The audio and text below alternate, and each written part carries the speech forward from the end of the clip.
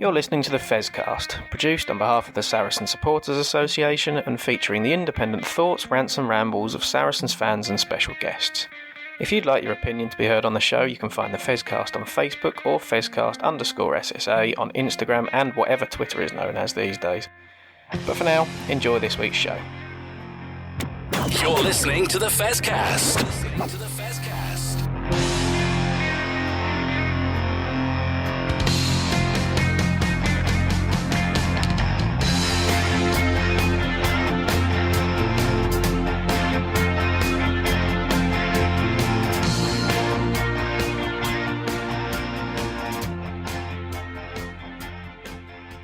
So welcome to the Christmas episode of the Fezcast. We're recording this before Christmas, just so we don't have to do too much on Christmas Day over eggnog. Do you fancy an eggnog, Duncan, or are you more of a mulled wine kind of guy?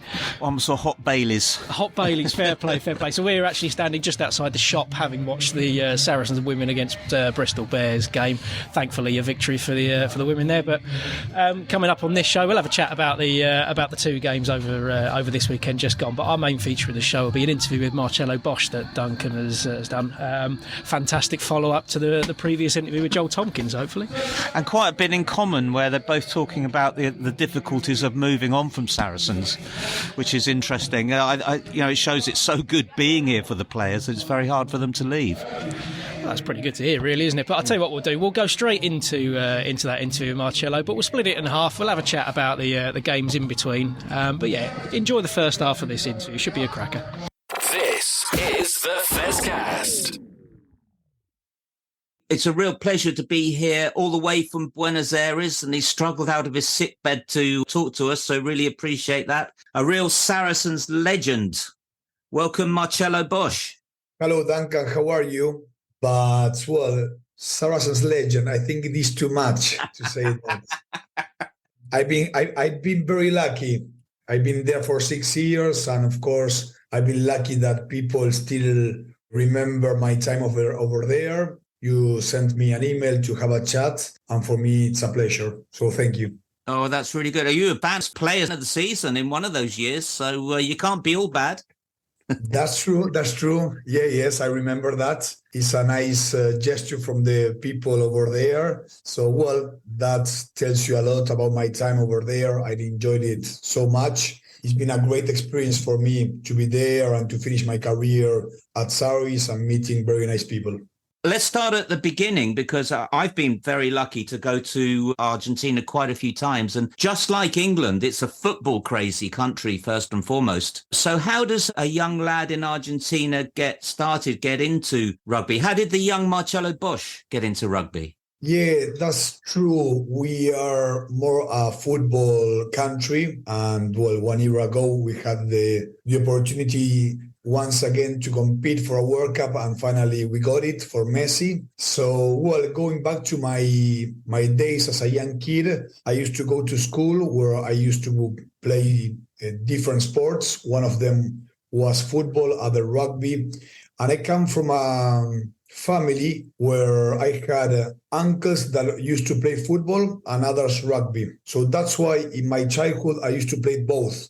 Even though when I started playing for my first team here in Buenos Aires, my old amateur club, Belgrano Athletic, I carry on playing football at the same time. So that shows you that it was a different time in the sense of rugby, how it was structured over here in Argentina. It was fully amateur. The best players of Argentina used to go to Europe and play professionally over there. And that's how the team evolved of Los Pumas. In my case, yes, I was a kid that played sports for the passion of the game. I believe it was when I was 20 years old, I started to did well in rugby, perform for my club. So some coaches from the Union of Argentina started to detect me. And finally, I got an opportunity to play for the Under-21 World Cup for Argentina. I did well. And suddenly, in 1 year and a half, my life it changed very fast because it was for a good thing. So in 1 year and a half, being a boy playing rugby and going to university, suddenly I had a ticket to go to play professionally to France into Biarritz because I did well in some tournaments playing for the rugby sevens, playing for my province over here, for the under-21s, playing for the second team of Argentina in a Nations Cup in Portugal. So suddenly, I was to go over there if I wanted to.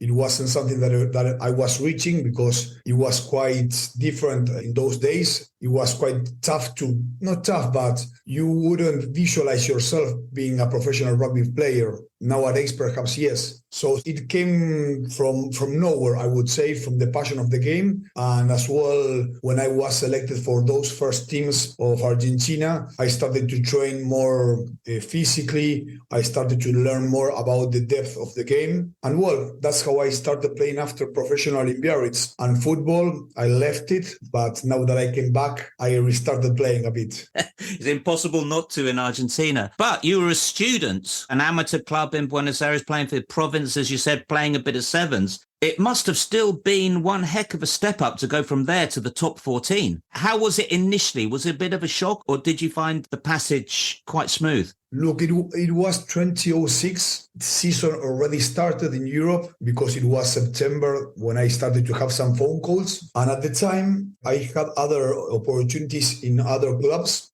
Remember when I reject them because I felt that I wasn't prepared yet, I couldn't sleep for a few days, asking myself, am I doing right in rejecting these opportunities? Because sometimes the train passes only once. Yeah. So I was in a moment that I started to really like rugby. I started to be really passionate about the game. I wanted to know how far I could go in the sense of my skills and my fitness in the sense of rugby, of course. So suddenly I had a phone call from Biarritz. And Biarritz at the time were champions of France. And I believe they lost the final of Europe against Munster by, I think it was 3 or 4 points. So it was one of the biggest teams in Europe. When that call came, I thought, I think I can't reject it. There are other Argentinian players playing over there, especially one that I played in the under-21s in 2005, which I was friend of. Biarritz was a great city to live. I think in the term of 1 week, I had to give an answer. And I said, okay, let's do it. I was sent a flight ticket. And in October, I was flying to France. So suddenly I left my studies. I left my friends. I used to have a girlfriend at that time as well, and family, of course. I was only 22, left and went over there. So yes, it's been a crazy journey, I would say, since there, because I didn't know that I was going to live 14 years abroad from Argentina. So you got on the plane in October. How long was it before you were playing in the first team? There were some injuries. I played first game in the second team. It's called Espoir. In France, I think how is the name in English for the second team? I don't recall. We used to have the Saracen Storm, but they've changed the system here now. And now we have an association with Antil in the championship, and a lot of the young players play there, coached by Juan Figueroa. My Juan, yes, I know, of course. It was like the Saracen Storm in France. You have the under 23 years old that are playing in there, plus a few more professional players that seek competition or are coming back from injury. I played one game there. The weekend after, I was on the bench against Clermont-Ferrand in Clermont. And suddenly the weekend after, I started against Narbona as number 12. I scored a try. I played the following week against Bayonne, which was massive because it's the rivalry. Local derby. We won, and suddenly I was playing Europe the weekend after, pairing myself with Damien Trial, that he was a legend of Biarritz and France. So everything was too fast for me, I believe. I don't know if I was conscious about the impact that I was creating in the team, and in the sense that how fast I was adapting myself to playing professional rugby. I was wondering whether you were conditioned enough, because boy, that's a baptism of fire you went through there. It was crazy. Well, at the end of the year, we qualified for the semi-final of top 14. We were meant to play Stade Francais. And as I had my last 4 or 5 games of the competition really good, I think I scored 5 tries in 4 games. We qualified. We were in Andaya, where we always went when we had a big game. And suddenly the head coach came to me and told me, you're going to start the semi-final as a number 10. Wow. With Dimitri Ashvili. And on top of that, we want you to stay for longer. So I had a contract of 2 years. The second year, they wanted to do a new one of 3 years. So suddenly I was playing a semi-final as I started as a fly half, and I was signing my second contract after 8 months for one of long term of 3 years. Brilliant. So you'd definitely say that it went well then.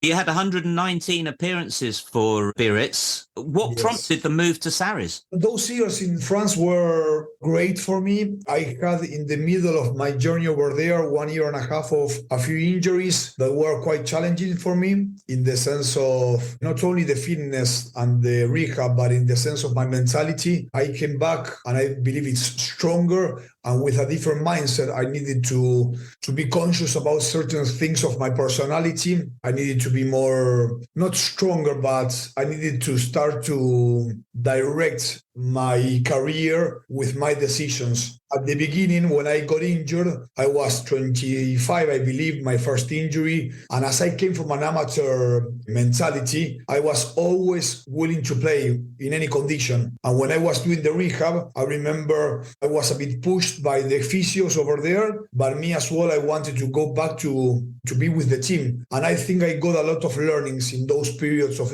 injuries. So when I came back, I feel that I started like a new career in a way, in the sense of my mentality. I did really well my last 3-4 years in Biarritz. I played a World Cup for Argentina. When I was in that last season, I felt that the club was going into the wrong direction in the sense of decision making and the sense of the vision of the team. And me, I wanted a new challenge, challenging myself if I could play in another team, and why not a different country, a different culture, a different championship. So when Sarries called me, I went to have a meeting over there. I've been asked to go with my girlfriend, that nowadays is my wife. But well, you see my face and you can see what I'm about. When I came into the training facilities of Sarries that were in St. Albans, I was already over the moon. The meeting went really well in the sense that I spoke with Mark, of course, McCall, Edward Griffiths. I recall that he was there. 1 week after I was signing for that contract to go to Saracens. At that time in France, definitely was the rumour that players were overplayed. And it sounds like you were going along with that a bit. Yes, overplayed. Yes, I was playing a lot.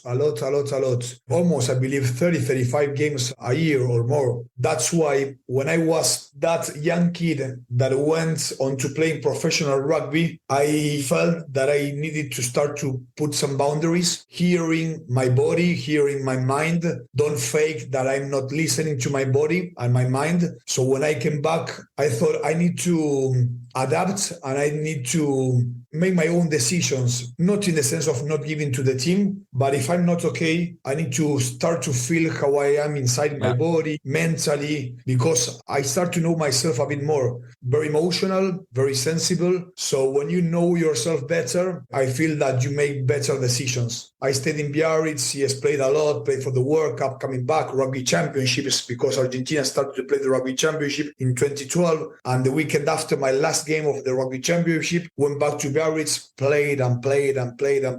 But luckily, I was in a mindset and I could cope with the exigency of playing every weekend for Argentina or Biarritz. But well, at the end of the season of 2012-2013, I signed for Sarries and I went on there.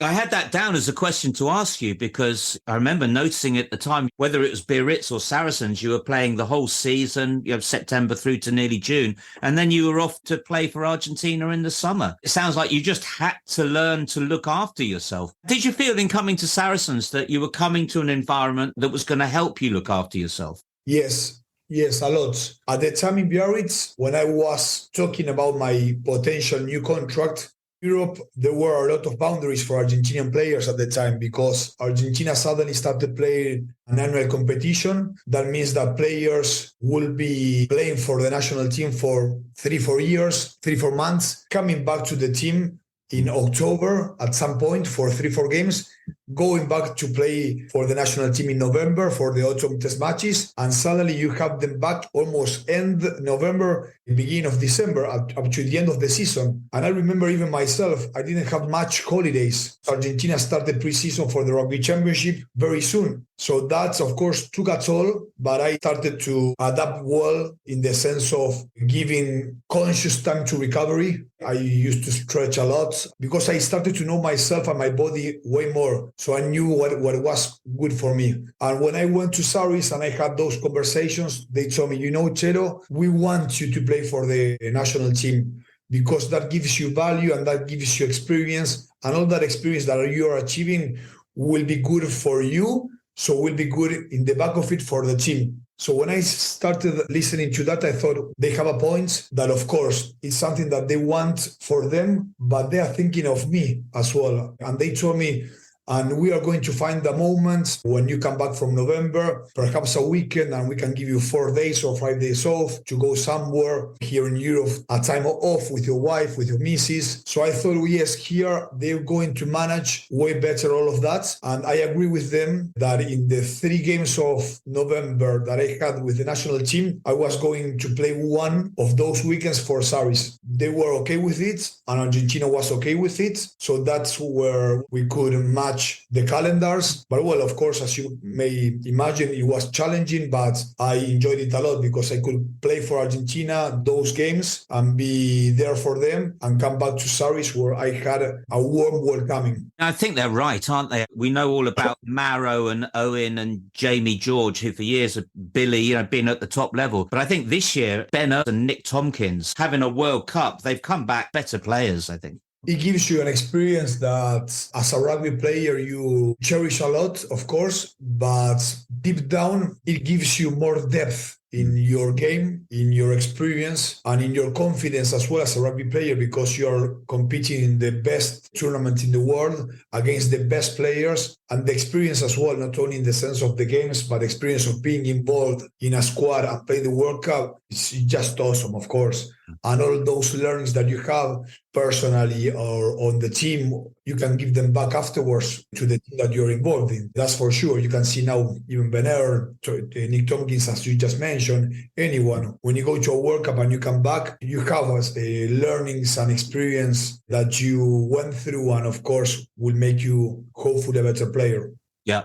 And in that time, you not only had a pretty full playing schedule, but I don't think people realise how debilitating it is to travel all that way. I mean, Argentina's a long, long way, isn't it? And to do it a number of times a year on top of playing a lot must have been pretty tiring. Yeah, well, I recall first year at Saracens that we managed to play 2 finals. That meant, of course, that I had less weeks off for my preparation afterwards to start my preseason with Argentina. But of course, I was over the moon to be involved in finals. My first year was 2013 and 2014. I had only 3 weekends after the final against Northampton, I believe it was. I had to choose with my wife one of those 3 weekends to get married here in Argentina. I got married in the middle one. I gave myself 1 week of honeymoon, and that week we took it to Mexico because Argentina was starting preseason in the United States in Pensacola, Florida.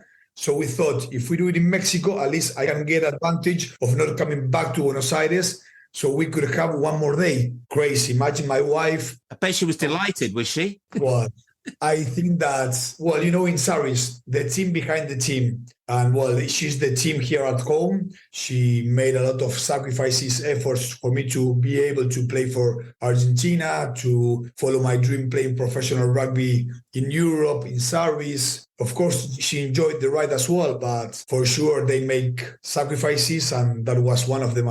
Imagine wedding, 1 week to Mexico, and I started my year Argentina, playing a lot, as you just mentioned, traveling a lot to South Africa, Australia, New Zealand, coming back and forth, go to Saracens, play 2 or 3 games with the European Cup starting and 2 Premiership games, back into, Twickenham, Millennium, and suddenly it was December. Season was still starting, or it was almost in the middle, not yet, but my season was already with a lot of games that I played before, challenging ones, and a lot of trips. It's amazing over so many years as well. You know what? I was very lucky. I was doing something that I was passionate about. And when you live from your passion, I think that's the great gift that you can have. You're listening to the Fezcast.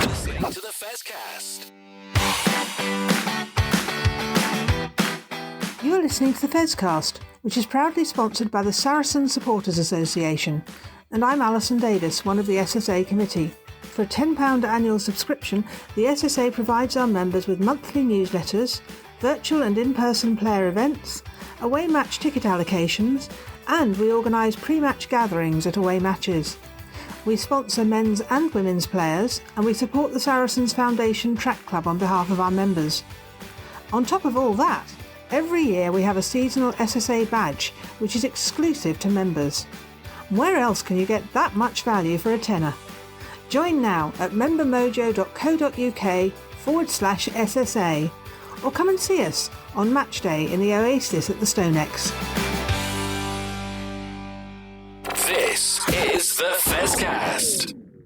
Well, welcome back. Great first half of the interview there, and we'll get more of that in a second. But first, we do have to talk about a defeat for Saracens over at Sale, up at Sale, in the horrible north on a Friday night. Never an easy thing to do, but coming away with a bonus point. I think we might have taken it before the start of the game, but actually possibly coming away a bit disappointed, maybe. Yes and no. I think in terms of the result, we've never traditionally done very well up at Sale. And I think it wasn't just that we preserved our losing bonus point, but we stopped them getting the winning bonus point as well. So I think that's 2 points that we came away with that we otherwise might not have. No, I think I tend to agree with you, to be honest. I think that there's possibly a little bit of frustration from our side that maybe the scrum wasn't working particularly well, was it?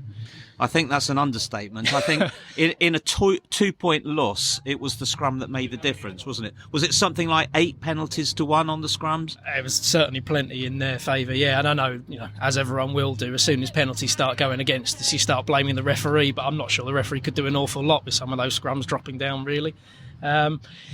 We are a little bit short in the prop department, hence Legovi Mulipola joining us for a while. But it is definitely something to be concerned about across the season, isn't it?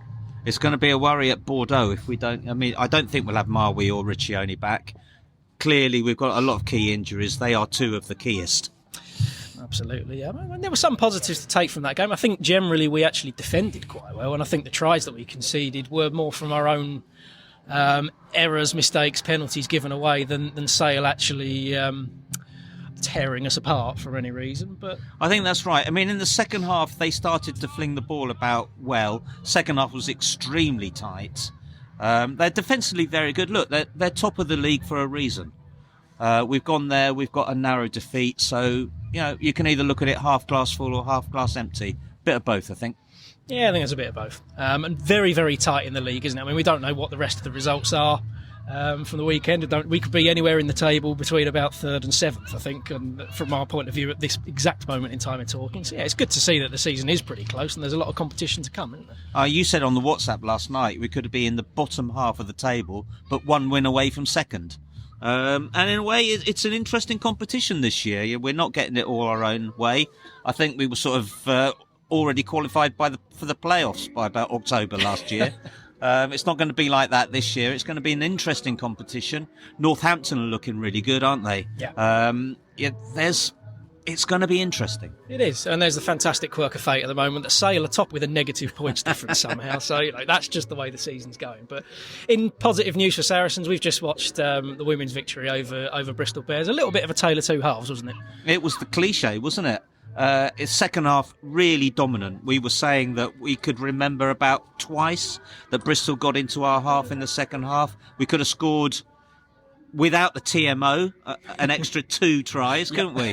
The TMO was completely right, but normally you don't get it at the women's games. So in the end, a decisive and convincing win.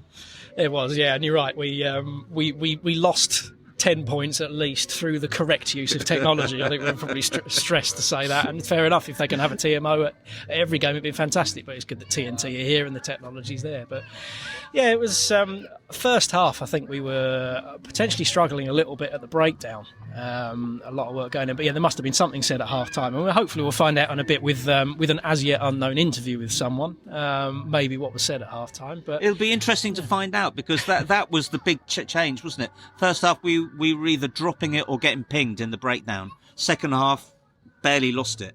Yeah. And yeah, all over them in the second half, really. So yeah, we'll find out from a guest who I will randomly insert into the podcast right now. But so we'll hear from someone post match, and then we'll get back to Duncan with Marcelo Bosch. You're listening to the Fezcast.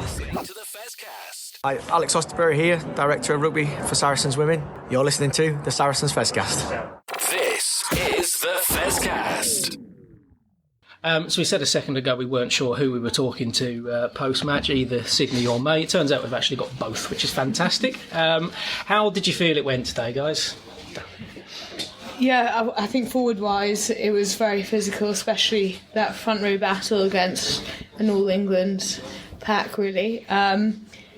Definitely we saw tomorrow. We knew they'd come out of the blocks firing, and they certainly did. Obviously, we were behind at half-time, and we had to really dig deep in order to obviously get the bonus point win, which was great. Yeah, and earlier on we have been talking on the show about what might have been said at half-time, because it did feel like a bit of a game of two halves. Is there anything you can tell us about what Alex or Duncan or Mo might have said at half-time that spurred you on? It was actually fairly positive, more than I thought it would be. It was more just, this is the toughest half of rugby we've had so far this season, and we've just got to up it. We knew that we had more in the tank. We knew that we could give more and have more energy about us. So it was just to continue doing the good things, but be more disciplined, less penalties, and just up the energy even more. Your 50th appearance for Saracens last week. How does it feel? You've been around the club quite a while, on and off. Bit of an honour to make 50 appearances, I'd have thought. Yeah, massively. I think, it was amazing. I think, as you said, I've been at the club for quite a while, but kind of, was away a bit for sevens, and then I've been injured, had a couple of niggles. So this is sort of, touch wood, the most consistent game time, consistent time that I've been at Sarries, and it's really special this year, and the group that we've got is really tight knit. So really enjoying it. Excellent, glad to hear it. It's a really cliched question about what's the favourite out of those 50 appearances, but is there anything that does stand out for you in those? I always go back to Franklin's Gardens, Northampton Saints. Well, Franklin's Gardens when we beat Quins. I just absolutely loved that game, and everything came together. And you played very well. That always helps. That's a fair one. Yeah, I'm going to completely gloss over one of the best appearances of being headbutted at the end of the game and move on and talk to May instead. I think, May, another try for you today. We have incessantly asked on the Fezcast for Saracens to rename the 5 metre line the May Campbell 5 metre line. Line out did seem to be a little bit hit and miss occasionally during the course of today, but wind a bit of a factor, but still a try for you after a maul there. Was there anything that sort of changed in how set pieces were approached for the second half? Or we just needed to go back to our processes and being very dominant within that area. Obviously, they have an extremely strong pack, as well as we do, so we actually just needed to front up a bit more in that area. And obviously Marley, I think, got 2 tries from them all as well. So yeah, it's just getting it back to it being our real weapon. Obviously it was against Quins massively, and obviously Bristol are strong opposition, and they've got a good defensive maul too. Yeah, I think you could tell that it was very competitive out there. Some absolutely crunching tackles, and at the breakdown, I think. So going forward now, then you've undefeated so far this season. What is the way forward now for Saracens? Continue as you are, more to work on, bit of a break over the new year, but what are you looking forward to second half of the season after Christmas? I think there's always, you can always get better, and there's definitely elements in the game today where silly mistakes or we had momentum and then lost it, so I think just really working on that full 80-minute performance. There's been a couple of times this season where we've come out and the first half hasn't quite been as clinical as we'd like it to be, so I think getting the 80-minute performance, keeping the momentum, and just keep working on keeping that for the whole game, I guess. Amelia McDougall, talk to us about Amelia, because she's been fantastic for Sarri, stepping in whilst Zoe's been away from the pitch. So give us your thoughts on Amelia at 18 years old, because we're big fans in the Fezcast.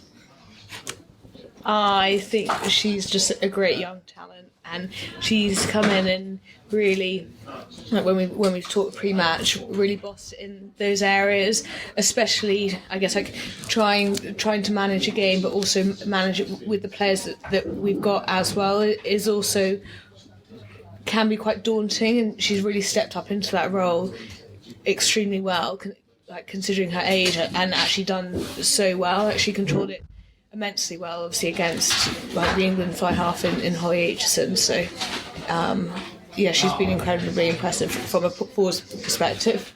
Yeah, and same as from her back's perspective. I think, she backs the decisions.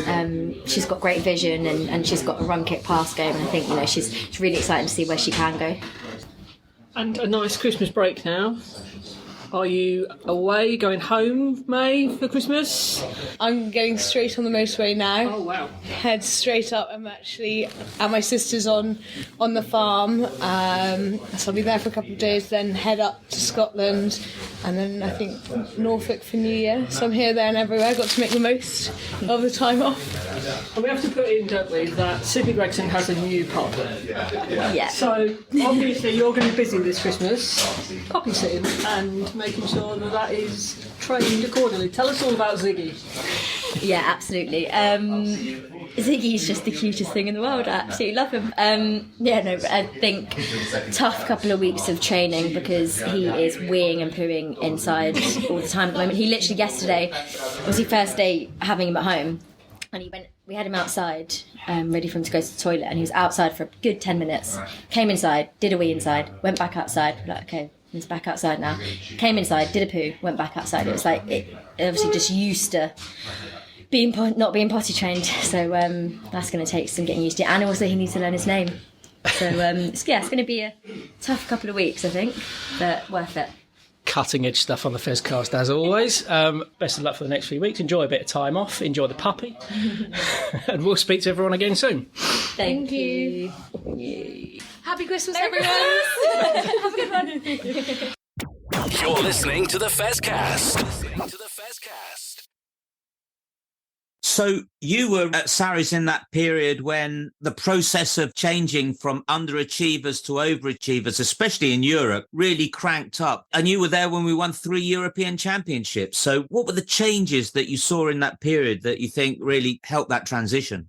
It seems that the club in the past years was evolving and was already competing with the best teams in England and in Europe as well, because Sarries lost, I believe, in quarterfinals in a European Cup against Clermont, against Toulon, I believe, at Twickenham. So Sarries was already knocking the door, but still not managing to either make the final or either win it. And I arrived in 2013, and that year was, of course, a very good season for the team. I don't recall if we managed to finish first or second in the whole year in the Premiership, but of course we lost it in a very tough way after time extra. I believe it was almost 100 minutes, and we lost it in a TMO at the end that I believe that we are still doubting if it was a try or not. But of course, we had a lot of learnings from that and from Europe.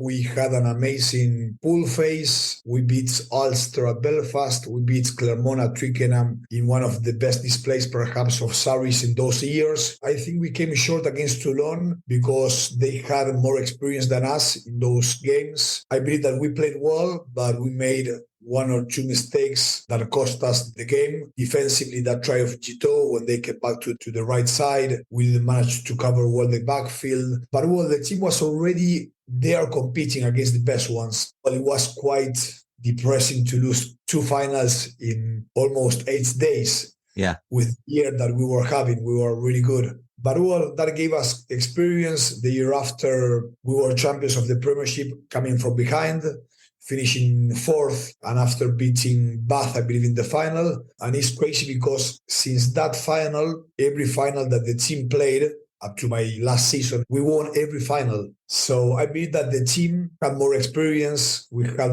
players that were coming from the academy that were really good, as Mario Itoje, for example. He was my captain. I remember in the final of the LV Cup that we won in 2014, 2015, I believe it was. And we had a good mixture of experienced players that were in the team perhaps since long years before. The team always tried to compete, but as well off the pitch. It was a special team, a special culture, trying to create memories for the players and for the whole club, having a good time. But I believe with the likes of Owen, Jamie, Maro, the Bunipolas, all the... It was a golden generation that came through, wasn't it? And you mentioned Mara, and I remember those times. There were a couple of things that were just extraordinary to see. Seeing this precocious little youngster, well, not little one, this precocious big youngster come on and boss all the older players around. And he was like our secret as well, because nobody else knew about him. Totally, yeah. Well, even Owen, of course. Well, there are loads. I don't want to miss anyone, but I'm missing for sure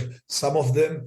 But you had those players, young players with a lot of attitude, with a mindset of really winning and trying to be the best, plus mindsets of experienced players from other cultures as well, or countries with different drives for the game in the sense of the emotional side and the family and the memories. It was a mixture of a package that after playing in those final phases for a few years, suddenly we reached the top of our maturity and our game plan, preparation, individual and collective performance. I think it was a mixture of a magic ingredient that made the team very special. The crazy thing is that I always recall Mark telling us per moments that we always perform our best in the biggest occasions. And I believe it was like that because in the biggest occasions we were capable of really giving our best. And I believe as well that we were a team in those years when we started winning finals, the double in 2015 and 2016, we won another European, another Premiership, the double again. I think the team could adapt to any game plan. We could adapt to any strategy that the other team brought to us. We could adapt playing physical and defensive rugby, but if we had the ball in hand, we started to believe in our skills and we could create a really good movement with the ball in hand, with great players. I think we had great decision-making players as well that has the experience of what the game requires in certain moments. The team could play any brand of rugby and still come on top. And it was a feeling so powerful between the walls for us because we knew really deep down, and it's not to be, how is the word in English? Big-headed. Yes, it's not to be big-headed. It's really in the sense of the confidence that we had in ourselves. We knew that if we could bring that level that we knew that we had inside, we could beat anyone. It must have been fantastic to be part of a team like that and have that confidence, just knowing you're good. We knew it, but we prepare for that. Every weekend and every week, we tried to be the best team that we could possibly be, despite the changes, despite if we had players playing the Six Nations in that period, despite whatever. I think we were in a team in those days, and I believe that it carries on because you can see we really enjoy putting the jersey on and going out and try to play our best. It was so enjoyable, really. Collectively, we wanted to evolve. And individually as well, how we prepare the games, the detail, the clear lines that we needed to run to create space to other players, a specific game plan to a specific rival. It was addictive because I was still learning so much about how to play the game, knowing more my teammates, what they drive them, and as well myself. I want to go more deep in the sense of how I can play the game in my position. What do I lack? In this month, I will put a lot of emphasis to be better at that. That's why it was so addictive and infectious, because there was an energy that we wanted to be the best team that we could possibly be, and we wanted to create, in a way, some history. Sitting in the stands, you could see that sort of band of brothers aura that you had about you, and you still see it now. We were talking about, before we started recording, that crazy game against Northampton last season. Saracens never know when they're beaten. Never known, and that's a great asset to have as a team and as individuals, because you know that each of the 15 that are on the field, even the bench and even everyone in the club, are willing to put everything that they can in those 80 minutes. We never give up. We know that we are capable of scoring tries of 100 meters. We are capable of winning against anyone. But well, it gave us all those trophies. But I want to say you something. We were challenged because we evolved, but other teams evolved as well. Other teams want to beat you because you are that team that are putting the benchmark to the others. You need to perform year after year. And perhaps if you don't evolve, you won't be that team that next year. So I think we have the coaches and the leaders of the team. We were very humble in the way that we prepare. We know that we are good, but we want to be better. Every team that you went out against upped their game, didn't they? Because it was Saracens. That's why it was complex to keep on building year after year, trying to be even better. I think that was the key, to stay humble, to stay confident about the process. I was going to tell you, we were challenged. And I remember it was a season that we lost 5-6 games in a row, something quite surprising for Saracens at those days. But we came back to the roots of how do we play the game? What do we proud ourselves of in the sense of the attitude, the work rate in the game? And once we got that back, we started to be more exigent about the display of how we played. One thing goes before the other one. So when we recover what made us proud, we started to evolve as a team in the sense of the rugby style. And we started to win again, to build confidence. And at the end of that year, we won the Premiership. So the team, the culture, performance was challenged towards results. But I believe that we had solid foundations. That run of 5 games, does that include that terrible game against Clermont in the snow? Yes, that was just a terrible day, wasn't it? I remember that week that we had really honest conversations. And I believe that's key, because per moments, you don't want to have them. Because why? They are uncomfortable. And us as human beings, we don't want to feel uncomfortable. But one thing that we had is that we were very honest and exigent individually and collectively. And the weekend after, we went to Clermont with a simple game plan, and we almost beat them. We were a lot penalized and we lost by 2 or 3 points. But even that we lost gave us confidence for the weekend after. Weekend after, we won against Leicester Tigers at Welford Road. And suddenly, the tide at the season started to change in our favor. And at the end of that season, we were champions of Premiership. So in that terrible, terrible run, you brought some awful memories back there, Jello, but you were just demanding of yourselves. The heads weren't going down. You were just demanding that you got better. Totally, and it's normal to have those moments in your career or as a rugby team, because we are humans. Suddenly, when you back off that 5% in your preparation, your mindset, whatever, in professional sports, it means that you're not going to perform at your best. And when you don't perform at your best, you can lose games. And when you lose games, you start to have some lack of confidence. And there you start to perhaps to ask the wrong questions. So you have to go deep down into your honest performance, in your honest performance as a team, having those conversations. This is the past, but we need to start to build now in the present for the future. But to build, you need to be honest. I think that we had good people, good leaders, great leaders that were, you know what, I think I'm not performing at my best and I know it. So I need to demand more of myself, and we need to demand more of ourselves. And I believe that is the magic, more than the trophies. Part of a team that is honest, that tries to evolve. It's not that everything is perfect. What they call culture, isn't it? Yeah, that makes it special. Know that when I retired, the club went through a rough moment with everything that happened. I know a lot. I used to talk with Brad Barrett. Of course, we are good friends, and he told me about that year, the season, and others was very challenging, tough. Some players went to other teams, but they came back. Others stayed. The core of the team of England stayed. So that shows you that team and the club has something special. Absolutely. It was like the cavalry returning when those players came back, because, you know, we lost to Cornish Pirates. We were all in lockdown watching it on our computers, and one more loss, and that could have been the end of the club. We've got to talk about a way more positive European day. We were away at Racing in the knockout stages of the European Cup. It's the 82nd minute, and we're 2 points down. And we get a penalty that's almost on the halfway line and halfway out to the sideline. You step up to take the penalty. If you get it, we're through. If you miss it, we're out. What the hell's going through your mind when you're asked to do something like that? It's crazy, because if I think about myself now after rugby and retiring, with all the insecurities that I have or had, because I'm in a process now, and thinking of that player that I was once, they are two different persons.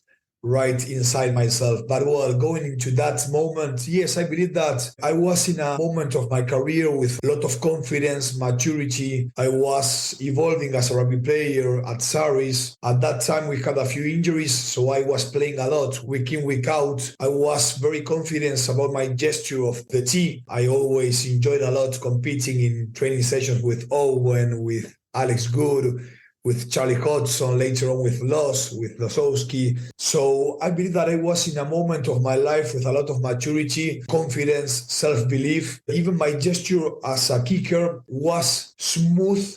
I think that I got into a point that I was really confident with that gesture because in the past years, perhaps while I was in France, I used to force my gesture sometimes. By gesture, you mean your action, I think, don't you? My action, yes, yes. Your technique. That in those days, I arrived to be really confident in the action. If you saw Owen or others, perhaps Owen has a more mechanic gesture. He does every time the same. But I did the same, but in a different way. I stayed true to what I was since I am boy playing football, perhaps. I arrived to a point after a lot of training that I was very confident about it. And for me, it was all about the contact, the pureness of the contact. I think the only person who comes close to you with that sort of easy style is Elliot Daly, who seems to step up and then the ball goes bloody miles, just like it did for you. He's a brilliant kicker, yes. And at that time, I enjoyed a lot training with Dave Vickers. He's from Australia. He used to live in the beach. I used to live in the beach in Biarritz. So in a way, when I was training, I tried to go mentally to the beach to try to take out the context of what could mean a kick like that one. Breathing deep, closing my eyes and trying to be present in the moment and not thinking about other things. As happens in France, when you're taking a crucial kick like that, the crowd are baying for your blood. Were you able to sort of just shut that out? Totally. You need to be calm inside yourself. And I wasn't. I remember that in the warm-up, we had a lot of wind towards those goalposts coming to our face. So I knew that, well, Charlie Hodgson, he was kicking because Owen was injured at that time. And Charlie, I don't know if he was a bit tight in a muscle. So Alex Good was kicking. And Alex, I don't know if he was going to arrive. And I was in a moment at that time that I had a lot of confidence in myself. And I don't know, I just asked for the ball. And Goody, he saw in my face, in my eyes, that I was confident and he gave me the ball. I was thinking beforehand that I needed a good contact to arrive to the post, but not force my action. Happily, it went well. As you see it sailing through the post, do fireworks go off? What happens then? Does all that sort of pent-up adrenaline come out? It went quite straight from the beginning to the goal post. You know that sometimes it's going near the post and you are, please go in. It went quite straight from the beginning. When it went through, because I knew that that ball was the game, I could relax myself and enjoy it. So yes, it's been a great memory, of course, for myself. I recall the train back to London. It was very enjoyable. That was one of great memories that I had, but I think all my stay at Saracens, those 6 years, were all of them unbelievable. Yeah, fantastic. It's been a great conversation. We should wrap up by just talking about what you're doing now. So you had a period at Burton, didn't you, after you retired? Burton, I went when I could to help his team out as much as I could, but that wasn't my main role in the sense of director of rugby or coach. It was much more the introduction of the business because I was seeking to come back to Argentina to carry on working for him. But after 1 year and pandemic at that time, it was very challenging for my family. I thought that my time at that was over. So when I came back to Argentina, I stopped working and I gave myself the time that I didn't give when I retired. When you retire, you go through a path which is not easy. You are insecure about what could come. You have a bit of fear, of course, or a lot, I would say, stress about everything. Family, I was away from home, Argentina, since 14 years ago. The only thing that I know is that I could play rugby, but I don't know if I could do something else. So you start to doubt about your capabilities as well of me as a human being. So I've been in a huge introspection when I came back to Argentina. I had very tough and challenging moments. A few months ago, I was diagnosed with ADHD. I started to be not in dark places, very deep down, per moments very low in my sense of the confidence, the energy. And I thought, well, I'm not going into a good direction. So I went to a psychiatrist. I had a scan as well of my brain towards the knocks that I had when I was a rugby player, if that has something in common with my insecurity. And I'm trying still to find my new purpose in life. But well, when you wake up every day and you don't know what to do, and that takes some toll to you because you're used to be in a team with individual goals, collective goals. The team and the club provides you of this whole structure to your life. You don't need to even think about at what time I should go to work or at what time I should go to training, at what time I should go to the train station or to the aeroplane, because everything is sorted for you. So when you live this life, it's like, wow, there's way more than this. I was in deep waters. I am still in that process, but fortunately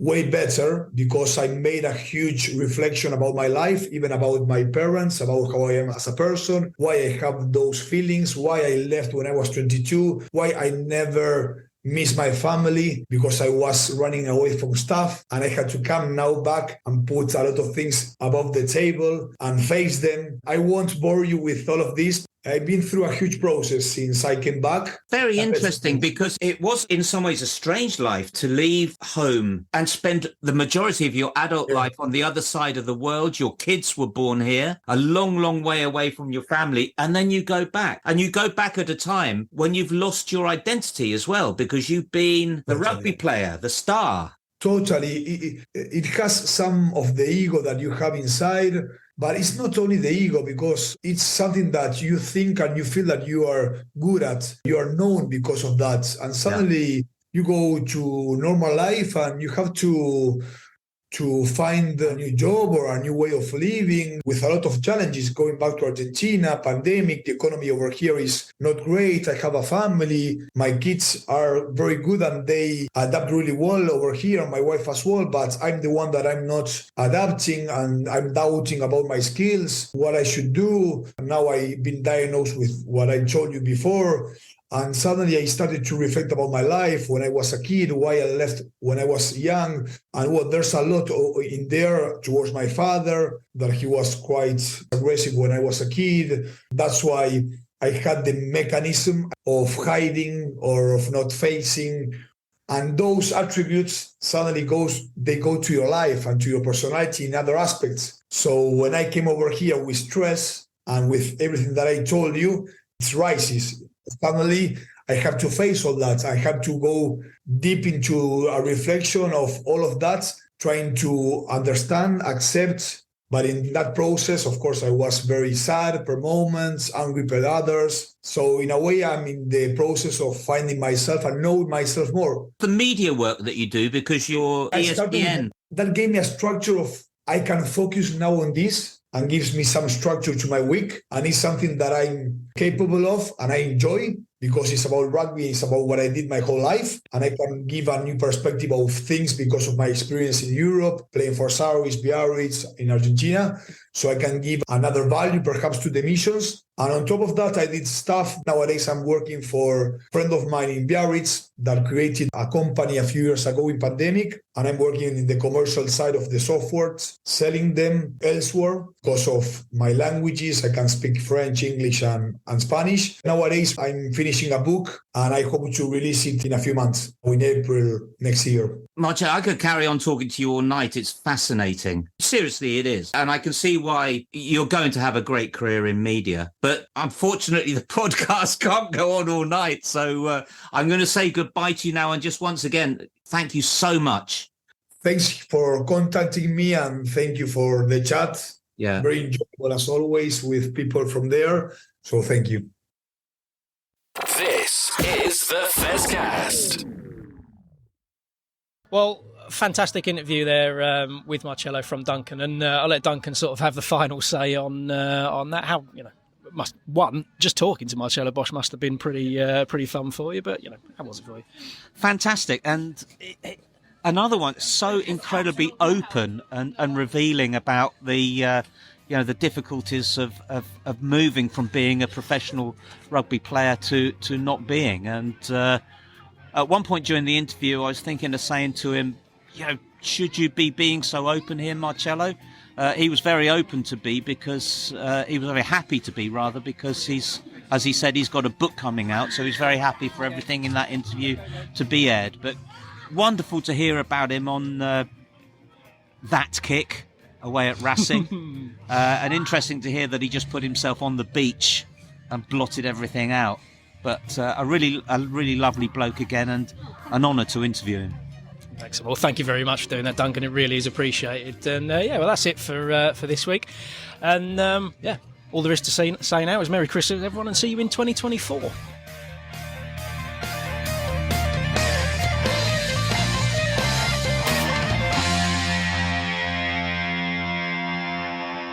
This is the Fezcast.